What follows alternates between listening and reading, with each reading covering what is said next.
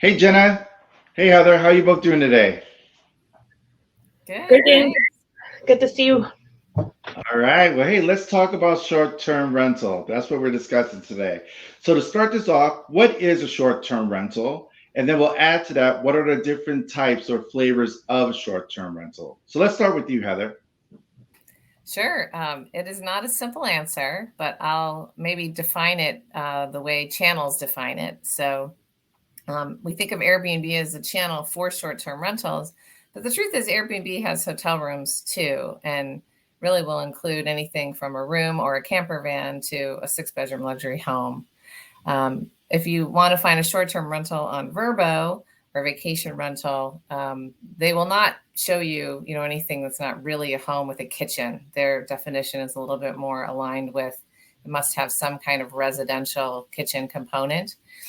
Could be a studio. And then you have Expedia and Booking.com that kind of combined all of that together into a way for you to select, condo, apartment, home, hotel room, and you're categorizing the asset based on some of those things, like the kitchen being a big one. But maybe I'll stop there and I'll let Jenna talk about her definition.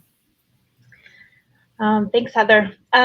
The definition that we use in the Hawaiian market is anything that has a residential with a kitchen, multiple bedrooms, from studio to 3 bedrooms or more, that you can rent for less than 28 days. There's also different legislation and regional requirements on where short-term rentals can be, depending on where you're operating or managing a group of units. So Yeah, that Yeah. that 28 day is a good one in that in most places that triggers different taxes and things like that. But then you might get into the definition of a midterm stay to 1 to 6 months or something like that. You're not necessarily signing a long-term lease. But I agree with you on that 28-day. Yeah, so let's talk about the different destinations that are there. We have ski destinations, Hawaii, of course, Caribbean, Mexico. What are different flavors of the short-term rental in the destination? And do they vary in the way that the accommodation might be available to the consumer? Looking at that, so it's a really good question because sometimes there's condo hotels where you have your condo or your short-term rental unit that has some hotel or resort amenities. Sometimes these are standalone houses. So it really just depends on where the unit is located, on what kind of amenities they have. Um, and if it's in ski, it can literally be on a ski mountain. You can ski and ski out. So it just really depends um, on the I guess the complex or the independent unit where it's located. So I don't know, Heather, if you have another take on that. Yeah, I agree. I mean, I would add the HOA. Even if the regulatory of the city or the local government law says you can have a short-term rental or not, an HOA in a complex might say you can't have less than 14 days. So that also can lead to how it could vary. So I guess What it's about, where it's located. I was gonna say, what about the guest expectation? Is there a different expectation for that consumer that's actually staying at a short-term rental versus a hotel?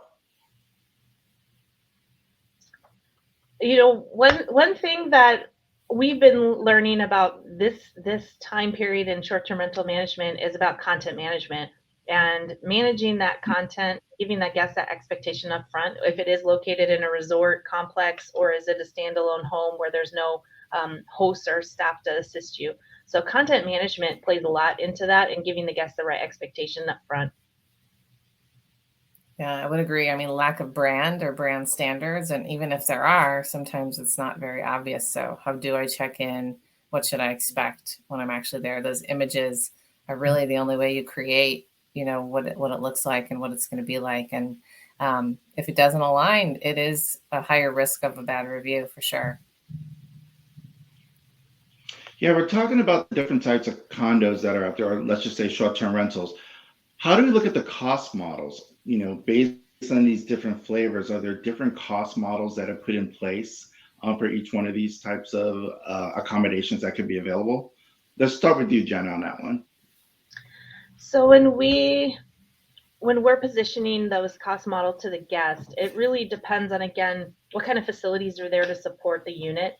We do have a Mhm. cleaning charge. Some of our units have a damage protection charge, which protects the guest from anything that would happen or get broken during a vacation, so it's worry-free. So there's multiple different opportunities for those charges and fees. We just try to be mindful that it's very transparent to the consumer and they understand the value that they're getting for those charges. Mhm. And then when it comes to the owner and the costs that go passed down to the owner, it just depends on what kind of split or what kind of agreements exist in the different complexes that we operate. So turn it over to you, Heather. Yeah, I would say the cost model question is broad, but we see in that kind of traditional short-term rental model where there's an operator who's running the property, and they might outright own every asset, every piece of real estate, right? So then their cost model is different. They just kind of keep everything. It might be that third-party model Jenna's talking about, where there's an owner, a different owner for each unit in a portfolio, and they have a percentage split. The manager gets a commission for operating it. A third could be this rental arbitrage model where the operator signs long-term leases and then turns around and upsells them and runs them a short-term rental, and that's their profit and cost model. But I agree with Jenna on the guest side. Are you charging certain fees? How are you billing housekeeping? Are you charging a per stay? And then that can translate too to how profit trickles down to the operator or the owner. That fee and housekeeping. We work with some providers where housekeeping is actually a profit margin. So they like to get high turn because they actually make money if the property is cleaned. And since cleaning just happens kind of at the end of the stay, for most, though, cleaning is just a pass through and a break even. But it's interesting how those models can vary from region to region too. Excellent. Well, now let's different question. We're going to go into a little bit of a crystal ball and look into the future. So with the short-term rental, has it peaked yet? Have we seen kind of the number of companies that are actually investing into this type of accommodation? Have we seen the number of management companies that are there, or is there going to be more? We just at the cusp of this at this point. So let's start with you, Heather. What are your thoughts on that? Have we hit the peak yet, or we still have a ways to go? So related to like how sophisticated short-term rentals are becoming, I would say we're just at the infancy. There's going to be guests have higher expectations. There's going to be more of a pressure on operators to act like a hotel, even if it's a 6-bedroom home. The guests are expecting this, the instant book factor and the guest journey on property. But I do think we're kind of at a cycle of real estate that's a little different, if that's what you're asking too, and that we've seen supply just explode in some markets, and it's really can't sustain. There's not enough demand to sustain the amount of supply certain markets I've seen. Like Phoenix was a 30% increase in like a year or 18 months, like insane. And some of that's driven by that rental arbitrage model. So when you look at like active units on Vrbo or Airbnb, I think some of that can't be sustained. So maybe two different answers to your question. Mm-hmm. If I had to guess, I think that there's a lot more players entering the distribution space of short-term rental, which is going to put pressure on the independent mom and pop operators who do 1 or 2 units themselves. They're going to have a lot more competition with a lot of hospitality companies in there who have professional management who do this for a living all the time at a scale. So I think that it's at a point where you have to where the mom and pops need to think about how to stay relevant and stay abreast of getting their listing up ahead of other units. So it all comes down to the content management and having the right location, the right tags to compete. So I think it's going to get very competitive. So I don't know if I think like Heather was saying, I think it's very it's saturated and there's a lot of competition. So it will be interesting for a couple years. Yeah, it's interesting. The model has been there for a while. Where you've Mhm. had those independents, you had the mom and pops that were there, but now technology is catching up where you have more products that are being offered to consumers. So maybe it is more of a consortia that'll come up for hopefully those small mom and pops so that they can actually get that buying power in order to have their product out there on the shelf. So it'll be interesting to see how it all comes to be. But the big brands are starting to actually get into this market.